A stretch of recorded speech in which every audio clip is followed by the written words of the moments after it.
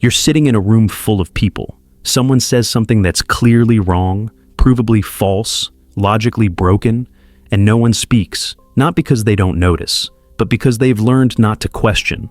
They nod, they smile, they clap, and you feel it. That tension in your chest, that voice in your head screaming, "This doesn't make sense."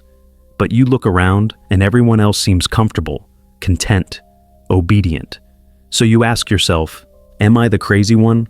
You're not. But here's what they won't tell you. You might be among the last generation that can still think clearly, the last who can question without fear, the last who can see through narratives, detect manipulation, and refuse to follow the herd off a cliff. Critical thinking isn't just declining, it's collapsing, right now, in real time. And most people don't even notice it's gone. Think about it. When was the last time you heard someone change their mind after a debate? When was the last time a group of people sat down and reasoned their way through a problem without tribal screaming? When was the last time someone said, "I don't know," and meant it?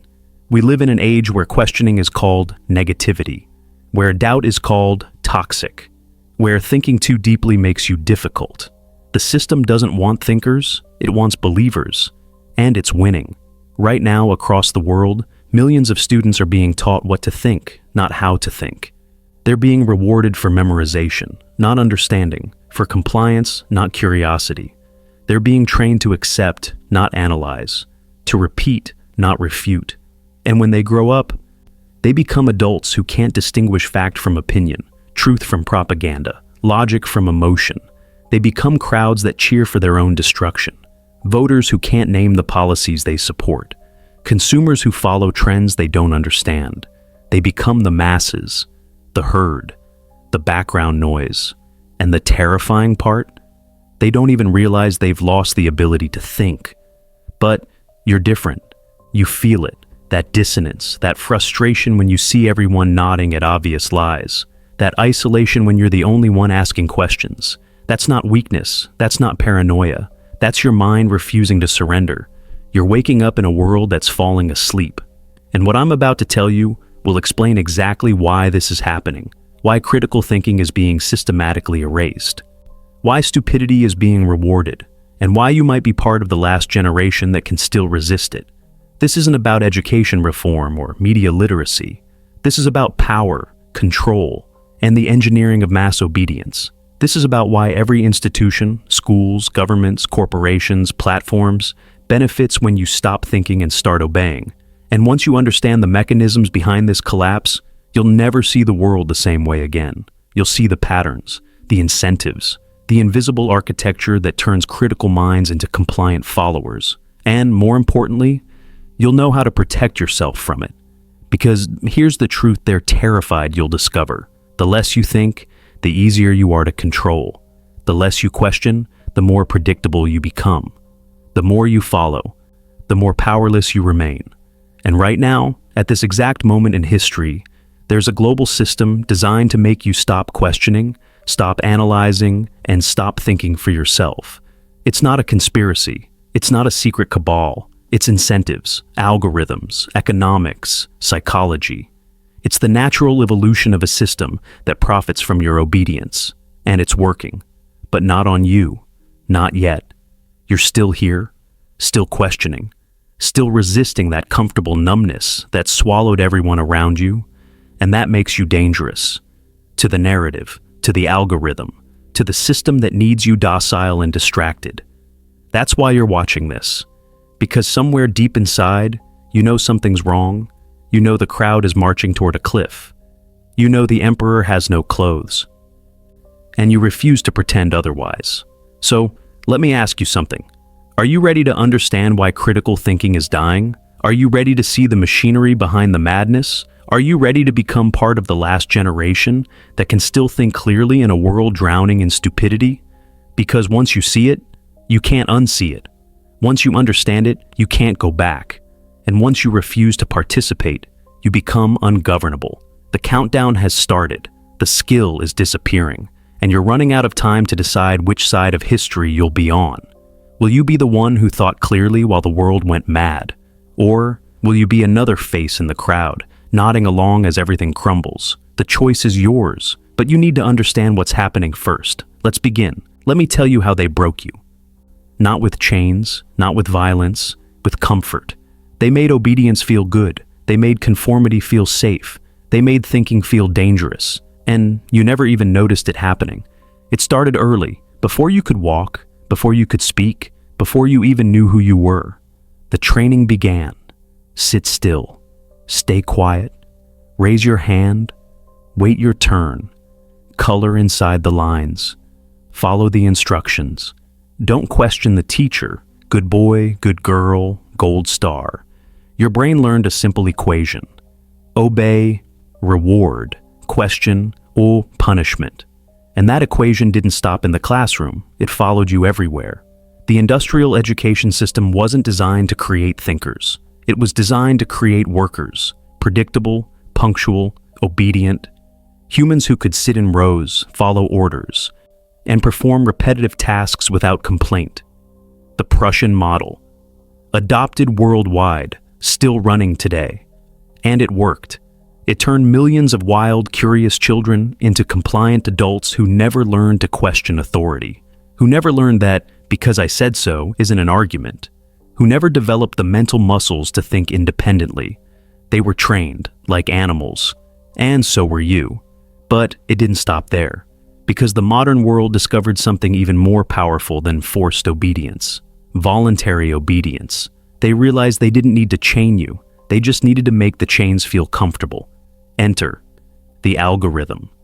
Every platform you use, every feed you scroll, every video that autoplays, it's all engineered to one purpose: keep you comfortable, show you what you already believe, feed you what you already like, surround you with people who already agree. No friction, no challenge, no discomfort, just endless validation, endless entertainment, endless distraction.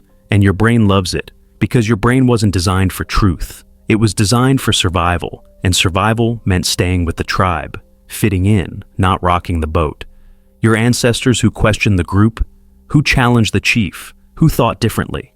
Many of them died alone, exiled, outcast. Your brain remembers that, deep in the circuitry, in the ancient code. Conformity feels safe, rebellion feels dangerous, even when conformity leads to destruction. Even when rebellion leads to truth. This is the conformity bias, the psychological phenomenon where humans value group consensus over objective reality. Solomon Asch proved it in 1951. He put people in a room with actors, showed them lines on a card, asked which line was longest. The answer was obvious, undeniable. But when the actors all chose the wrong answer, when the group all agreed on the lie, 75% of participants conformed at least once. They denied what their eyes could see. They agreed with the crowd. They chose comfort over truth, not because they were stupid, but because their brains were wired to prioritize belonging over being correct. And nothing has changed, except now the room is your screen, the actors are your feed, and the wrong answer is everywhere. Think about it. How many times have you stayed silent when you disagreed? How many times have you nodded along to keep the peace? How many times have you felt that tension, that voice saying, "This is wrong," and ignored it because speaking up felt too uncomfortable? That's the trap. That's the training working exactly as designed. You've been conditioned to value comfort over truth, to value belonging over clarity, to value approval over independence. And every time you choose silence over honesty, every time you choose comfort over courage, you become easier to control. They don't need to force you anymore. They just need to make obedience comfortable and rebellion uncomfortable. And you'll police yourself. You'll censor yourself. You'll silence yourself. You'll become your own prison guard. Look at social media. Every like, every share, every notification. It's a dopamine hit, a reward loop, Pavlovian conditioning in real time. Post something the algorithm likes, you get flooded with engagement. Your brain lights up. You feel validated. Post something the algorithm doesn't like, silence, shadow ban, deprioritization. Your brain learns fast. Say what gets rewarded. Avoid what gets punished. Don't think. Don't question. Don't challenge. Just repeat. Just echo. Just perform. And slowly, unconsciously, you stop thinking altogether. You become a content machine, an engagement generator, a node in the network, not a person, not a thinker, a product. Nietzsche warned about this over a century ago. He called it the herd instinct, the tendency of humans to surrender individuality for collective comfort, to trade authentic thought for social acceptance, to become, in his words, the last man, comfortable, safe, unchallenging, and empty. No purpose, no meaning. No individual will, just a warm body in a warm crowd, moving wherever the current takes them. But here's what they don't tell you. Comfort is the most dangerous drug ever created. It doesn't kill you quickly like poison. It kills you slowly, quietly. It erodes your will, your curiosity, your ability to resist. It makes you soft, predictable, controllable. And by the time you realize what you've lost, it's too late. You've forgotten how to be uncomfortable, how to stand alone, how to think for yourself. You've forgotten how to be free. Critical thinking isn't comfortable. It means questioning your beliefs, challenging your assumptions, admitting you might be wrong. It means standing apart from the crowd, enduring their judgment, their mockery, their rejection. It means choosing truth over approval, reality over fantasy, clarity over comfort. And most people would rather die than do that. So they don't think. They follow. They repeat what they're told. They believe what they're fed. They nod along as the world burns. And they call it wisdom. But not you. You feel it, don't you?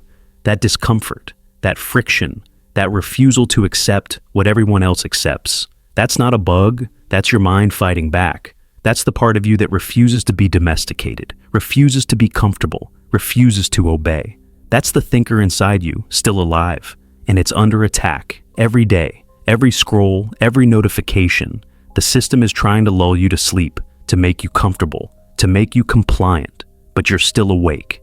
And now you know the trap. Now you see the machinery. Now you understand. Comfort is not your friend. It's your cage. So, here's your choice. Stay comfortable, stay compliant, stay controllable, or embrace the discomfort of thinking, the danger of questioning, the rebellion of refusing to obey. One path leads to safety, the other leads to freedom. And freedom has never been comfortable, but it's the only thing worth fighting for. Here's a test. Think about the last opinion you shared publicly. Now ask yourself, did you share it because you believed it, or because you knew others would approve? Be honest. Did you post it because it was true, or because it would make you look good? There's a difference. And that difference is the line between thinking and performing. Most people aren't searching for truth. They're searching for applause. They don't want to be right. They want to be praised for appearing right. They don't want understanding. They want validation. And the system knows this. So it doesn't reward truth. It rewards performance. It doesn't elevate insight. It elevates appearances. It doesn't celebrate thinkers. It celebrates influencers. Look around. Who has the most followers? The deepest thinkers or the best performers? Who gets the most engagement? The careful analysts or the confident liars? Who gets the platforms, the power, the prestige? The ones who tell people what they want to hear, not what they need to hear, not what's true, what's comfortable, what's flattering, what makes the crowd feel good about themselves. And the crowd rewards them for it. This isn't new. History is littered with charlatans who rose to power, not because they were right, but because they were charismatic. Demagogues who understood that people don't follow logic, they follow emotion. They follow whoever makes them feel powerful, righteous, superior. Whoever tells them, you're good, they're evil, follow me. Think about the 20th century. Millions followed leaders who promised glory and delivered genocide, not because the logic made sense, but because the performance was intoxicating. The rallies, the symbols, the tribe, the belonging, the prestige of being on the right side. And anyone who questioned, anyone who thought critically, they were traitors, heretics, enemies, not because they were wrong, because they threatened the performance, because truth is the enemy of prestige. And now we have social media, the greatest prestige machine ever built, where your worth is measured in metrics, where your value is your follower count, where people don't form opinions, they adopt them. Whatever's trending, whatever's acceptable, whatever the algorithm rewards, virtue signaling on an industrial scale. People don't care if it's true. They care if it gets likes. They don't care if it's logical. They care if it's popular. They don't think. They perform. Watch them. They change their profile pictures for causes they don't understand. They share articles they didn't read. They repeat slogans they can't explain. Not because they believe, but because everyone else is doing it. Because conformity looks like morality, and dissent looks like evil. Jung understood this. He called it the participation mystique, the psychological merger with the collective, the loss of individual consciousness, when you stop thinking for yourself and start thinking as the group. When your opinions aren't yours, they're just echoes of the tribe. When you believe something not because you reasoned your way to it, but because everyone around you believes it. That's not thinking, that's possession. But here's the trap. It feels like thinking. It feels like you're informed, engaged, on the right side of history, when really you're just performing, repeating, obeying. You're choosing prestige over truth, approval over accuracy. You're trading your mind for social status, and the crowd loves you for it. They give you likes, shares, validation. They welcome you into the tribe as long as you keep performing, as long as you never question, as long as you never think for yourself. The moment you do, you're out. Schopenhauer said it perfectly. All truth passes through 3 stages. First, it is ridiculed. Second, it is violently opposed. Third, it is accepted as self-evident.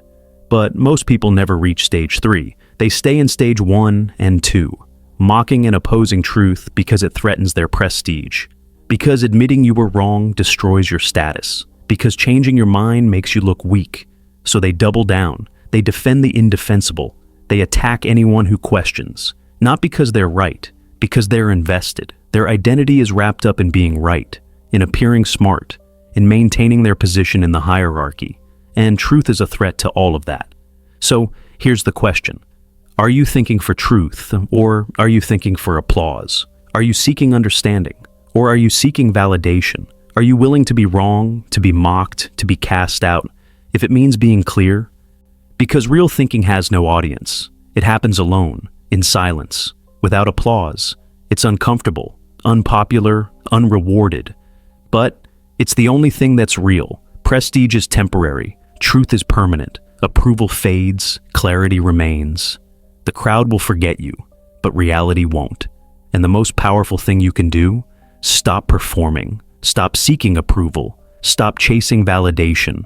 Stop thinking about what others will think. Start thinking about what's true, even if it isolates you, even if it costs you followers, even if it makes you unpopular. Because the moment you choose truth over prestige, you become ungovernable. You become free from the crowd, free from the algorithm, free from the need to perform. And that's the most dangerous thing you can be. Let me tell you something they'll never admit. Your stupidity is profitable. Your ignorance is useful. Your distraction is valuable. And they need you to stay that way. This isn't an accident. This isn't some unfortunate side effect of modern life. This is the design. Because a population that thinks clearly is a population that can't be controlled. A population that questions is a population that resists. A population that analyzes is a population that demands accountability. And the system can't afford that. Think about it. Who benefits when you don't think? Who profits when you're distracted, divided, and dumb? Everyone in power, governments that can pass laws without scrutiny, corporations that can sell you poison labeled as progress, platforms that can monetize your attention without offering value. They all win when you stop thinking, because stupid people are predictable. They fall for the same tricks. They buy the same products. They vote the same way. They're easy to manipulate, easy to control, easy to extract value from. They're perfect consumers, perfect citizens, perfect servants. And the beautiful part? They don't even know it. They think they're free. They think they're informed. They think they're making choices. When really, they're just following scripts written by people who understand psychology better than they understand themselves. Look at the media, every platform, every channel, every feed designed for stupidity. Short videos, instant gratification, emotional triggers, no depth, no nuance, no time to think, just stimulus, response, dopamine, repeat. Because thinking takes time, and time is the enemy of profit. If you stop to think, you might realize the product is garbage, the narrative is false, the system is broken, so they never let you stop. They keep you scrolling, keep you clicking, keep you consuming. One video, one post, one outrage after another, and your attention span shrinks from minutes to seconds, from paragraphs to headlines, from thought to reflex, until you can't think anymore. You can only react. This is deliberate. Psychologists call it cognitive overload. Flood the brain with information, overwhelm the processing capacity, and the brain stops analyzing. It starts filtering based on emotion. What feels right, what confirms bias, what triggers outrage. Logic dies, emotion rules. And emotional people are easy to control. Tell them who to hate, tell them who to fear, tell them who to follow, and they will without question, without thought, without resistance. History proves this. Every authoritarian regime understood. Stupidity is stability. Burn the books, censor the speech, control the narrative. Keep people ignorant and they'll stay obedient. The Nazis did it, the Soviets did it, every dictatorship in history did it, not because they were evil for evil's sake, but because intelligent populations are impossible to rule. And now, the methods are subtler, more elegant, more effective. No book burnings, just algorithm adjustments, no censorship, just deplatforming, no propaganda, just fact-checking. Same goal, better disguise. Keep you stupid, keep you distracted, keep you obedient. And here's the genius. They made you complicit. You choose to scroll, you choose to watch, you choose to consume the mental junk food that's rotting your brain. They didn't force you. They just made it easier than thinking. And you chose comfort over clarity, entertainment over enlightenment, distraction over depth. Every single time. Machiavelli understood this 5 centuries ago. The masses are always impressed by appearances and results. Not truth, not logic, appearances. Give them a show, give them spectacle, give them someone to worship and someone to hate, and they'll never question who's pulling the strings. So ask yourself, how much of your day is spent consuming? How much is spent thinking? How much time do you give to entertainment? How much to understanding? How often do you react? How often do you reflect? Be honest, because every hour you spend numb is an hour someone else spends profiting from your numbness. Every moment you spend distracted is a moment you're not questioning, not resisting, not threatening the system that feeds on your ignorance. You're not a customer. You're the product, your attention, your data, your predictability. They're farming you. But here's what they fear. The moment you wake up, the moment you start thinking, the moment you refuse to consume, refuse to react, refuse to obey, that's when you become dangerous. That's when you stop being profitable, stop being controllable. That's when you become free. And freedom starts with one choice. Stop rewarding your own stupidity. Stop choosing distraction. Stop choosing comfort. Stop choosing numbness. Start choosing thought. Even when it's hard, even when it's lonely, even when it's unrewarded, because the system wants you stupid. And the only rebellion that matters is refusing to stay that way. Here's the truth no one wants to hear. Thinking is painful, not metaphorically, not philosophically, literally painful. Your brain resists it. Your body recoils from it. Every cell in your being screams, stop. Because thinking burns energy. It creates friction. It demands effort. And your brain hates effort. Studies prove this. When people are asked to sit alone with their thoughts, no phone, no distraction, just thinking, most can't last 15 minutes. Some chose to electrically shock themselves rather than think. They chose physical pain over mental effort. That's how much your brain resists thought. But stupidity? Stupidity is effortless. It flows. It feels natural. It requires nothing. Just repeat what you heard. Agree with the crowd. Follow the script. No friction, no doubt, no discomfort. Just the warm embrace of certainty. The comfort of belonging. And your brain loves it. This is why most people never think. Not because they're incapable, but because it hurts. Because every real thought is a battle against your biases, against your ego, against your conditioning, against the voice that says, everyone else believes this, why don't you? That voice is your prison guard, and most people obey it their entire lives. But you're different. You feel it, that tension, that exhaustion after deep thought, that isolation when you see what others don't. That's not weakness, that's growth. The Stoics understood this. Marcus Aurelius wrote, "The impediment to action advances action. What stands in the way becomes the way." The difficulty is the point. The pain of thinking is proof you're doing something most people are too weak to do. You're building mental muscles they don't have. You're forging a mind they can't break. Nietzsche said it even clearer. The individual has always had to struggle to keep from being overwhelmed by the tribe. This is your struggle. Every moment you choose thought over conformity. Every moment you endure the pain of questioning. You're fighting for your soul, against the gravitational pull of the herd, against the comfort of stupidity. And it never gets easier, because here's the paradox. The more you think, the more isolated you become. You see patterns others miss. You question beliefs others worship. You can't unsee what you've seen. You can't unknow what you know. And you can't relate to people who refuse to see. So you sit at tables where everyone is laughing at jokes you don't find funny. Where everyone is outraged at things you understand are manipulations. Where everyone is certain about things you know are complex. And you feel alone. But listen carefully. That loneliness is not a punishment. It's a price. The price of clarity. The price of independence. The price of refusing to be stupid. And it's worth it. Because the alternative is worse. The alternative is living in comfortable delusion, surrounded by people who never really see you, never really understand you, never really think, just shadows performing for other shadows.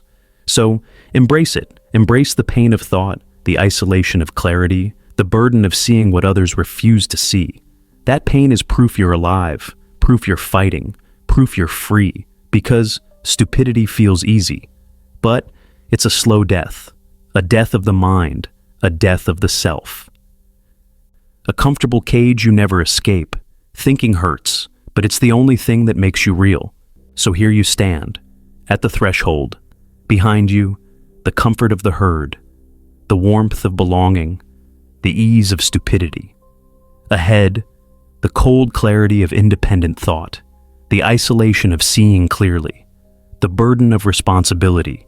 You can't go back, not after this. Not after seeing the machinery, not after understanding the trap. You've crossed over. This is what Jung called individuation, the psychological birth of the individual, the separation from the collective unconscious. The moment you stop being them and become you, not the you they want, not the you they trained, not the you they profit from, the real you, the thinker, the questioner, the one who refuses to obey. And here's what changes. You stop seeking approval. You stop performing for the algorithm. You stop thinking about what others will think. You think about what's true, even when it's uncomfortable, even when it isolates you, even when it costs you.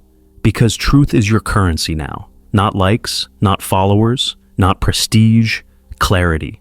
Nietzsche called this the evolution toward the higher man, not superior by birth, but by choice. The choice to endure what others avoid, to see what others refuse, to think when others react. You're not better than them. You're just awake while they sleep. And that makes all the difference. Machiavelli understood power, real power, not the kind that comes from titles or positions. The power that comes from seeing reality as it is, not as you wish it were, not as they tell you it is, as it actually is. That's the power they can't take from you, can't buy from you, can't manipulate out of you, because it's yours. Built through thought, forged through struggle, earned through the pain of questioning everything. So, understand this. You are no longer like them. You don't think like them. You don't see like them. You don't obey like them. You're rare. Not special, not chosen, just awake. And in a world of sleepwalkers, that makes you dangerous. Dangerous to the system, dangerous to the algorithm, dangerous to anyone who profits from your obedience. This is your identity now. Not a student, not a consumer, not a follower, a thinker, one of the last, one of the few. One of the remnant holding the line while the world goes dark. And that's not a burden, that's a weapon. Welcome to the rare mind. Now use it. This isn't entertainment. This isn't content. This isn't another video you watch and forget. This is survival. Survival of your mind, your autonomy, your ability to resist. And you can't do it passively. So here's what happens next. You close this video. You go back to your life. And every algorithm, every platform, every system will try to pull you back to sleep. They will offer you comfort, distraction, validation, belonging, and you will feel the pull, resist it, question everything, not cynically, not arrogantly, carefully. Ask, who benefits from this narrative? What am I not being told? Why does this feel so certain? Think slowly in a world designed for speed. Observe patterns, notice incentives, detect manipulation, become unreadable, become ungovernable. And understand this, you're not alone. Somewhere, right now, others are doing the same. Waking up, thinking clearly, refusing to obey. You're part of a remnant, not a movement, not an organization, a brotherhood of rare minds, scattered, silent, uncoordinated, but connected by one thing, the refusal to stay stupid. We don't have rallies. We don't have leaders. We don't have slogans. We just think. While the world sleeps, while the crowd cheers, while the lights go out, we hold the line. So, here's my ask. If this resonated, if you felt that shift, if you're committed to thinking clearly in a world drowning in stupidity, join us. Subscribe.